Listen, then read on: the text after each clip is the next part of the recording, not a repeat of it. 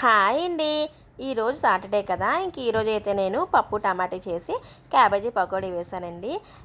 Cabbage pakodi వేస్తేనే తింటారండి. Cabbage fry చేసినా, కూర చేసినా తినరనమాట ఇంట్లోని. ఇంక అందుకే ఎక్కువ నేను క్యాబేజీ అనేది వండను.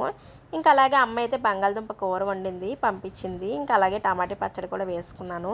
పప్పులోకి ఏదో పచ్చడి ఉంటే చాలా బాగుంటుంది కదండీ! మీకు కూడా నచ్చుతుందా? నాకైతే కొంచెం పచ్చడి ఉంటే టేస్ట్ బాగుంటుంది. అలాగే నా పెళ్లి టైంకి వస్తే నేను వంటలన్నీ నేర్చేసుకున్నానండి. అమ్మ అయితే నాకు చిన్నప్పటి నుండి వంటలు నేర్పించింది. నా చిన్నప్పటి నుండి అంటే నా నైన్త్ క్లాస్ అలా టైంలోననమాట. ఇంకా అమ్మ అయితే ఫస్ట్ పప్పు వండడమే నేర్పించింది. పప్పు ఎలా వండాలని.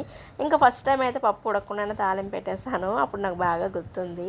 ఎందుకంటే ఫస్ట్ వంట కదా గుర్తుంటుంది. ఇంకా అలాగా వంకాయ బంగాళదుంప కూర వండడం, ఇంకా టమాటీ రైస్ చేసేదాన్ని ఎక్కువగా. నాకు స్కూల్కి క్యారేజ్ వండుకునేదాన్ని, తీసుకుని వెళ్ళేదాన్ని నేనే.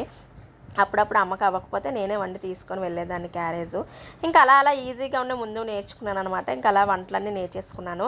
ఇంకా నాన్ వెజ్ కూడా అప్పుడప్పుడు వండుతూ ఉండేదాన్ని. ఇంకా పెళ్ళైన తర్వాత ఇబ్బంది లేకుండా ఉండేదనమాట. అంటే ఎవరైనా నేర్పిస్తేనే వండాలి అని ఏం లేదు. ఎందుకంటే అప్పుడు అంత సోషల్ నెట్వర్క్ లేదు కదండి. అప్పుడు యూట్యూబ్లో చూసి నేర్చుకోవాలి అలా ఇలా ఏం లేదు కదా. అమ్మ వాళ్ళు నేర్పిస్తేనే నేర్చుకునే వాళ్ళం. ఇంకా నా టైంలో అయితే ఇంకా నాకైతే అమ్మే నేర్పించిందని నేనైతే అలా చేపల కూర వండడం అన్నీ నేర్చుకున్నాను.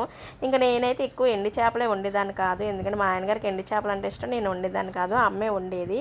ఇంకా నాకైతే ఆ వాసన కూడా పడదనమాట. ఆ ఒక్క వంట నేను మిగతావన్నీ వండుతానండి. బాయ్.